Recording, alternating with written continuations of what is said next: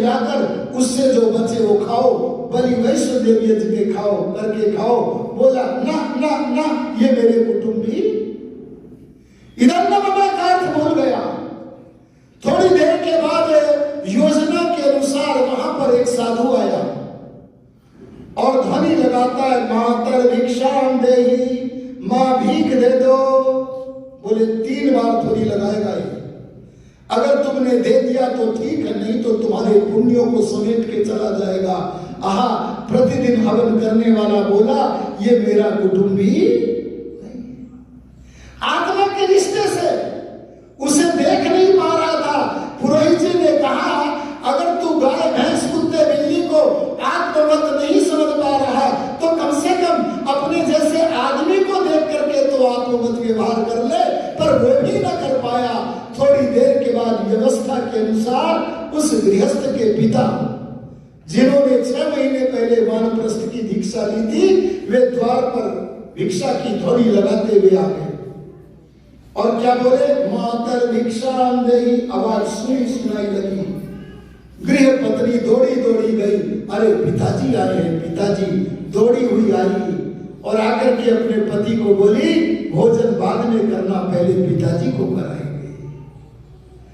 और वो दौड़ा और दौड़ करके जब अपने पिता के चरणों को छूता है, उस समय पिता ने पुरोहित की आंखों में झांका तो उत्तर मिला संकेत में बेबच्चा फेल है। वो तुरंत अपने पैरों को पीछे कर लिया और कहने लगा, पुत्र मैं किसी नास्तिक से पैर नहीं छुआता। बोले पिताजी आप मुझे नास्तिक कैसे कह रहे हो, पुरोहित जी से पूछ लो, मैं तो प्रतिदिन यज्ञ करता हूं। तब वो गुरु बोले, वो पिता बोले, क्या प्रतिदिन यज्ञ करने मात्र से तुम आस्तिक नहीं हो गए, बल्कि यज्ञ की शिक्षा को उतारते हुए अगर तुमने आत्मवत व्यवहार नहीं किया तो तुम आस्तिक नहीं। देखो वेद में कहा है, यस्तु सर्वाणि भूतानि आत्मैवा भूत विजानतः। जो सारे प्राणियों को अपनी आत्मा के समान समझता है। इसलिए मैं कहना चाहता हूं, जातिवाद के पाखंड से ऊपर उठकर मानवता के लिए, राष्ट्र के लिए अगर सोचेंगे तो हमारा राष्ट्र आगे बढ़ेगा। हाँ, बहुत सारी आपत्तिजनक बातें आज की सरकारों में भी है, लेकिन कम से कम इस समय तो तुलनीय यही है कि जो विधर्मी लोग हैं उनसे बचने का प्रयत्न कैसे किया जाए। आगे क्या कहा, धर्म कितने हैं आपने वो सुना तो होगा ना, हिंदू मुस्लिम सिख ईसाई आपस में सब, अरे सुना है कि नहीं सुना है तो बता दो। अच्छा, धर्म कितने, उंगली उठा दो, 1 2 3 4 है जी। आप तो बड़े पके हुए लोग। कई जगह तो 4 की उंगली उठती है और मुसलमान केवल 1 उठाता है। अरे जो चीनी समझकर धूल फांक रहे हैं वे मुसलमान एक कहते हैं, केवल हमारा ही धर्म है, कुरान ही धर्म है, बाइबल ही धर्म है। और ये हिंदू कैसा फुसफुसिया है रे, कैसा फुसफुसिया है। सुषमा स्वराज जी एक दिन बोल रही थी, अब तो संसार में नहीं है। क्या बोली आदरणीय वेद प्रकाश जी, हम गीता को राष्ट्रीय पुस्तक बनाएंगे। पर मैंने सोचा इनकी कमर की रीढ़ की हड्डी इतनी मजबूत नहीं है कि विधर्मियों के आक्रमण को ये झेल सके। ये गीता को राष्ट्रीय पुस्तक नहीं बना सकते। वैसे गीता राष्ट्रीय पुस्तक बनने के योग्य नहीं है, बल्कि राष्ट्रीय पुस्तक बनने के योग्य तो परमात्मा की वाणी है। पर ये गीता को भी नहीं बना सकते और बोलो बनी क्या। लेकिन ऐसी स्थिति में हमें देखना पड़ेगा कि यजुर्वेद के 40वें अध्याय के दूसरे मंत्र का जितना विस्तृत स्वारसिक सुंदर व्याख्यान गीता में है, कम से कम उसी का प्रचार प्रसार करें। बोलो उन्हें मतदान करना पड़ेगा कि नहीं। मैं प्रातःकाल की सभा में कह रहा था, धर्म क्यों पहले है। एक सांप्रदायिक महिला में देश की बड़ी शक्ति है, उसका नाम है सोनिया ईसाई। क्या नाम है जी। ये गांधी शब्द गांधी ने इनको सबको दे दिए हैं, उधार नहीं दिए, पक्के दे दिए, बेटा का बेटा बनते रहो। और उसने एक विधेयक निर्मित किया, सांप्रदायिक हिंसा निरोधक विधेयक। मैंने इस विषय पर संपादकीय लिखा और जगह जगह लोगों ने उस संपादकीय को हजारों पृष्ठों में छाप छाप करके बांटा, हजारों हजारों पृष्ठों में। आपके पानीपत के ही ईश्वरार्य जी हैं, आप नाम जानते होंगे सब, उन्होंने कई हजार प्रतियां छापी और मैंने बड़े अधिकार के साथ लिखी थी, वे एक एक बात प्रमाण के साथ लिखी थी। क्या लिखती है सोनिया? अगर कहीं देश के कोने में दंगा हो जाए तो दंगा कोई भी शुरू करे, जिम्मेदार हिंदू होगा। ये विधेयक प्रस्तावित होता तो ये था उसमें। अच्छा, योगी राज में एक भी दंगा हुआ क्या? अरे बोलो, क्यों नहीं हुआ? दंड जाग रहा है। अरे बोलो जी बहनों, क्या जाग रहा है? दंड जाग रहा है। ये दंड जगना चाहिए। ऋषिराज ने राष्ट्र धर्म का पाठ पढ़ाते हुए कहा, जहां दंड जागता है वहां कल्याण ही कल्याण होता है। तब किसी ने पूछा, आप तो लोगों को मारने की बात करते हो दयानंद, आप तो लाल लाल पलंग के ऊपर उसके ऊपर लगा करके जला देने की बात करते हो, इतने निष्ठुर हो, कठोर हो। तब दयानंद बोले, तुम हमारी करुणा को नहीं जानते। अरे दंड व्यवस्था का विधान करने वाले लोगों के मन में जो करुणा है, तुम उसे स्पर्श क्यों नहीं कर सकते? इसमें भारी करुणा है हमारे मन में, इसलिए हम कठोर दंड की व्यवस्था कर रहे हैं। बोले क्या करुणा है? तब उन्होंने कहा, जो पापी पाप करने से बच नहीं पा रहा है, अगर उसे प्राण दंड करके शरीर ले लिया जाए तो वो पाप करने से बचेगा। बोलो, इसमें कल्याण है कि नहीं? अगला जन्म परमात्मा की व्यवस्था से मिलेगा और दूसरे उस पापी के कारण जो लोग अपने घरों में भी नहीं रह पा रहे हैं। ये हमारे आदरणीय योगेंद्र जी बैठे हैं, इन्हीं के परिवार में समझो, मैंने पीछे अथर्ववेद पारायण यज्ञ किया, उसमें वहां के इनके परिवार के व्यक्ति कहने लगे, बोले एक परिवर्तन आया है योगी सरकार में, वो मतदान योगी को नहीं करते, वो मतदान कांग्रेस को करते हैं जी। इस बार तो सबने भाजपा को किया है, पर मैं तब की घटना सुना रहा हूं, लगभग 4 महीना पुरानी। वो जो सारा परिवार कांग्रेस को वोट देता है, उन्होंने एक बात मेरे से जंगल में घूमते हुए कही, एक बात तो है, मैंने कहा चलो कुछ सच निकल रहा है सुनो।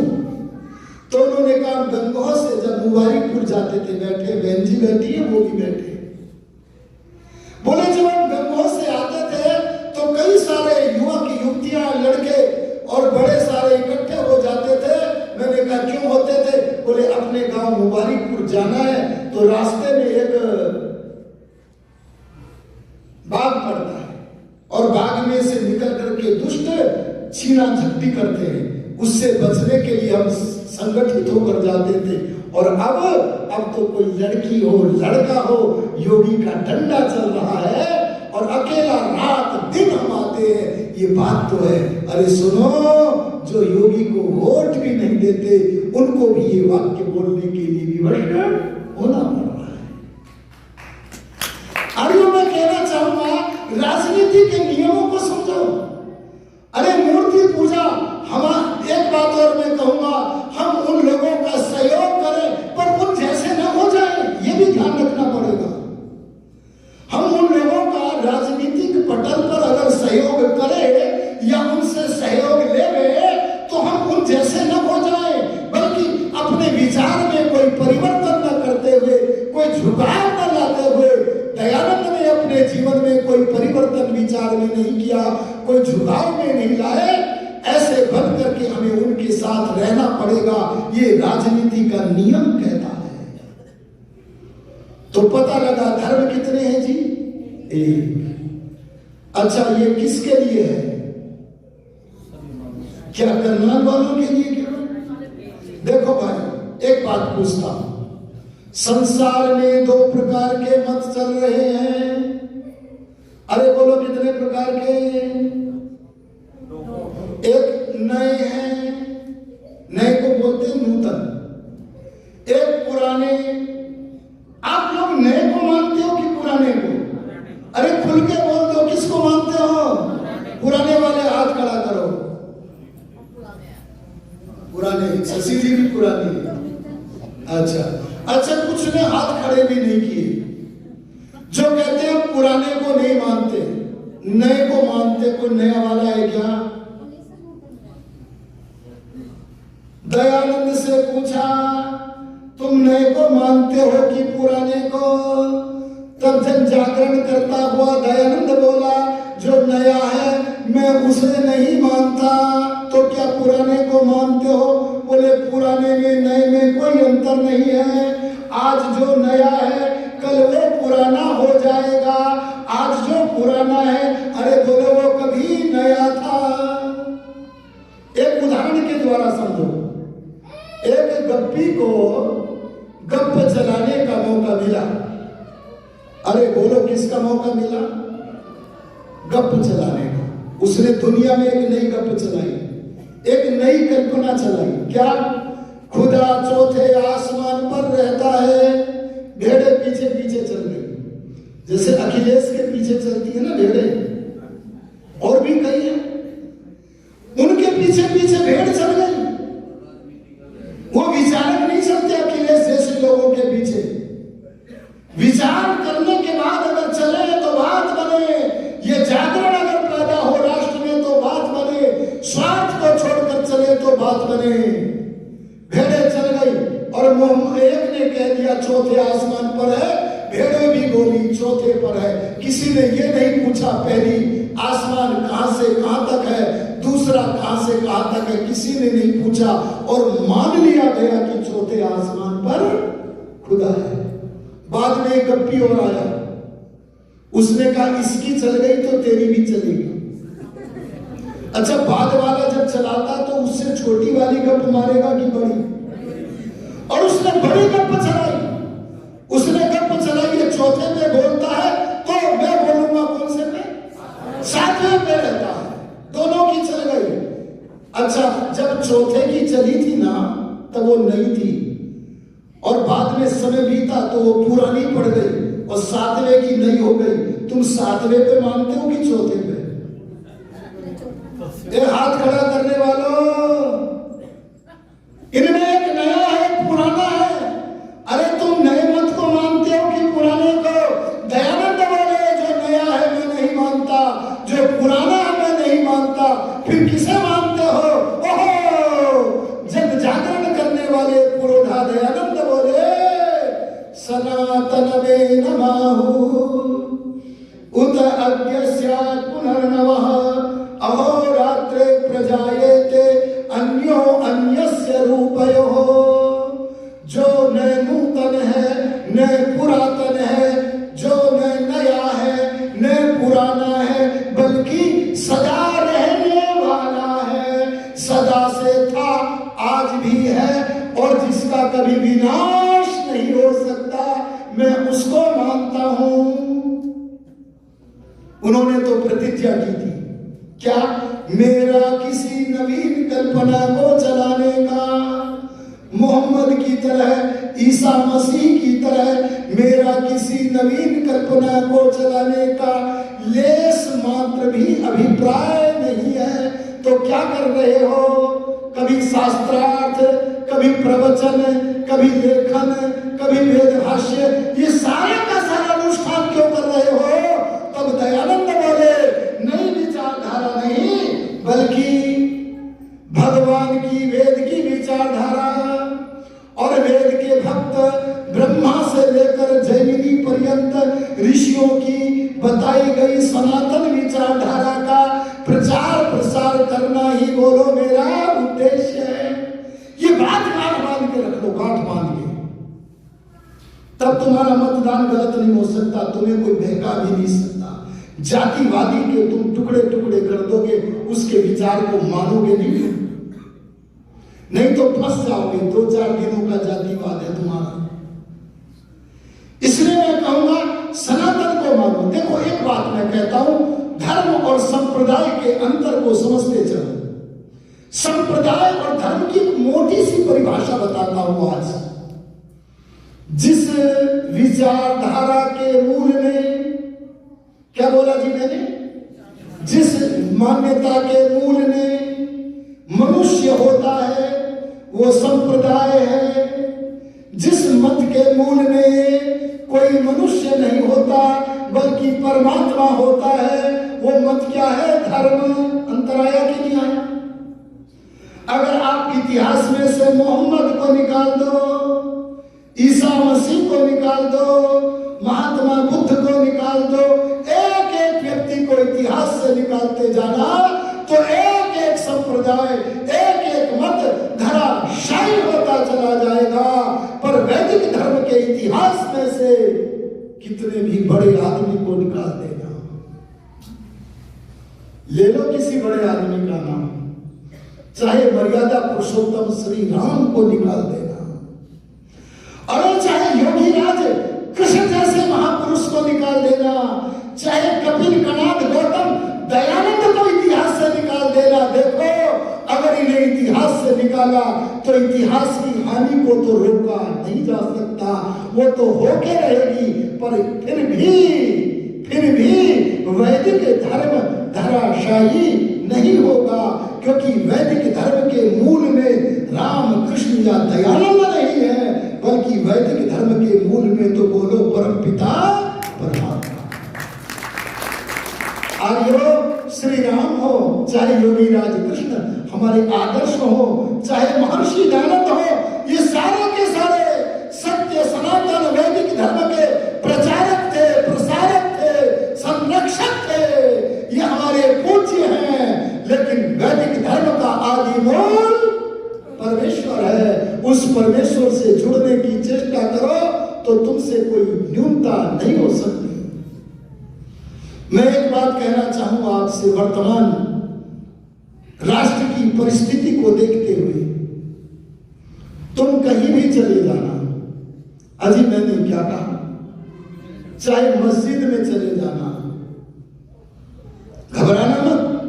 स्वामी श्रद्धानंद गए थे, अरे चाहे गिरजाघर में चले जाना, ऋषि दयानंद गए थे, कहीं भी चले जाना, परंतु दयानंद रूपी खूंटे से बंध कर रहना। क्या बोला जी ने? आप कहोगे हमको दयानंद रूपी खूंटे से क्यों बांधते हो? तो मैं इसका उत्तर देता हूं, दयानंद रूपी खूंटा जिस धरती पर गड़ा है उस धरती का नाम है सत्य सनातन वेद। अरे बोलो क्या है? वेद। और वेद का आधार कोई मनुष्य नहीं है। अरे वेद का आधार कोई ऐसा नहीं है कि हम मोहम्मद की भेड़ में शामिल हो रहे हो, हम ईसा मसीह की भेड़ में शामिल हो रहे हो, हमारा कोई मत परिवर्तन हो रहा हो, ऐसा नहीं है। हमें वेद के आधार परमात्मा से जुड़ना है तो वेद से जुड़ना पड़ेगा, और वेद को समझना है तो हमें दयानंद से जुड़ना पड़ेगा, और दयानंद से जुड़ना है तो आर्य समाज से जुड़ना पड़ेगा।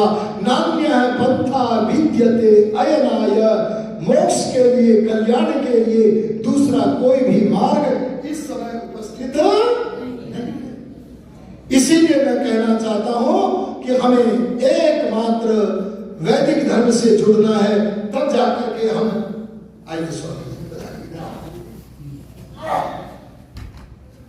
तब जाकर के हम इस कार्य को कर सकेंगे। धर्म कितने हैं बोलो जी? कितनों के लिए है?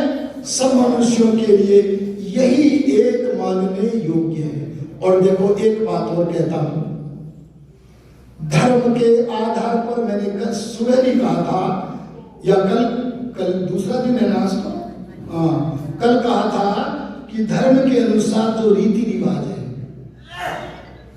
धर्म के अनुसार जो हमारे जीने के ढंग है, उनका नाम है संस्कृति। ये समान संस्कृति की भावना होनी चाहिए। आजकल होता क्या है, हमारे पड़ोस में अगर कोई बकरा ईद के दिन बकरे काट कर आपके घर के सामने जो पानी की नाली बह रही है उसे लाल लाल कर देता है। आप तो स्वर्ग में रह रहे हो, हरियाणा में रह रहे हो, इसीलिए आपको उतना नहीं पता। अगर आपके घर के सामने की नालियों में से कोई बकरे काट काट कर खून से उस नाली को लाल लाल कर दे तो बोलो आपका मुख मंडल खिलेगा कि मुरझाएगा? और फिर भी किसी के डर के मारे आओ ईद मिलो, बधाई हो, क्या इससे बचेगा देश? जागरण करो, जागरण क्या? जैसे श्रद्धानंद कभी बकरा ईद की बधाई नहीं देते थे, लेखराम नहीं देते थे, दयानंद नहीं देते थे। एक बार एक मुसलमान श्रोताओं में बैठा है, बोले हमारा खंडन मत करना, बोले अभी तो ईसाइयों का चल रहा है, ये चलने दो, इसके बाद तुम्हारी खबर लूंगा। ये था हमारा आचार्य दयानंद। एक बार जब पौराणिकों के जो मत थे दूषित वेद विरुद्ध, उनका खंडन कर रहे हैं, तो एक मुसलमान ने सोचा ये अच्छा साधु मिला, बोले अपने घर ले चलो और वहां अपने हिंदुओं के बीच में इसका प्रवचन कराऊंगा, खूब चटकारे लूंगा। अगले दिन बोले चलो तुम्हारे यहां चलते हैं। और जब वहां पहुंचे, आहा, कुरान की धज्जियां उड़ाई। मैं प्रातः काल कह रहा था आर्य समाज की स्थापना ऋषि राज ने केवल विद्या की वृद्धि के लिए नहीं की, उससे पहले उन्होंने जो लिखा उसका नाम है अविद्या का नाश। अरे बोलो किसका नाश? और सारे जितने भी पंथ हैं वो अविद्या के भंडार हैं। उन अविद्या के भंडार पंथों के नाश, उनकी विचारधारा के विनाश और वैदिक धर्म की वृद्धि के लिए हम लोगों को सर्वदा उद्यत रहना चाहिए। अगर हम ऐसा करें तो बात बने। खुशखुशी होके मत रहो। एक बार मैं मुजफ्फरनगर के एक कस्बे में प्रवचन करके लौट रहा था। प्रातःकाल बस की प्रतीक्षा में खड़ा था। अखबार बट रहे थे। चर्चा थी उस समय कि किसी ने मोहम्मद का कार्टून बना दिया। वो पुराने जमाने की सरकार थी, आज की योगी सरकार नहीं। कहीं उत्तर प्रदेश को बदनाम करने लगो, वो पुरानी सरकार थी। उस समय किसी मंत्री ने कह दिया कि कार्टून बनाने वाले को अगर जिंदा लाया जाएगा तो इतना इनाम देंगे, बड़ा इनाम। और वहां फुसफुसिए खड़े थे, स्वामी जी फुसफुसिए। अरे बोलो कौन? जिन्हें जानकारी वेद की नहीं है। बोले देखो जी, एक आदमी मर गया, मरने के बाद उसके बाद उसका कार्टून बनाने की क्या जरूरत है?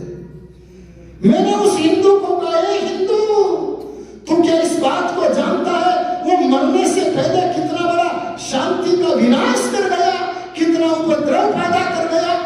उस व्यक्ति ने जो किताब लिखी, अगर वो किताब विश्व में रहेगी तब तक विश्व में शांति की स्थापना बोलो जी नहीं हो सकती। ये आक्रामक होना पड़ेगा। अगर नरेंद्र मोदी, योगी जी जैसे लोग कोई देशभक्ति का काम करे, अगर कोई धर्म के संस्कृति के अनुकूल काम करे, तो हम लोगों को कवच बन करके उनकी रक्षा, अरे बोलो, करनी पड़ेगी। ये जागरण लाना पड़ेगा। आपकी रिश्तेदारी आरएसएस से नहीं होनी चाहिए। आपकी रिश्तेदारी भाजपा से भी नहीं होनी चाहिए, किसी से नहीं होनी चाहिए। आपको भाजपा के आरएसएस के रंग में रंगना नहीं चाहिए। परंतु यदि आज हम उनका समर्थन करके या उनसे लेकर के वैदिक धर्म का उत्थान कर सकते हैं तो बोलो करना चाहिए कि नहीं करना चाहिए? ये जागृति आप लाओ, समय हुआ। अतः इन्हीं शब्दों के साथ मैं अपनी वाणी को विराम देता हूं। ओम शांति।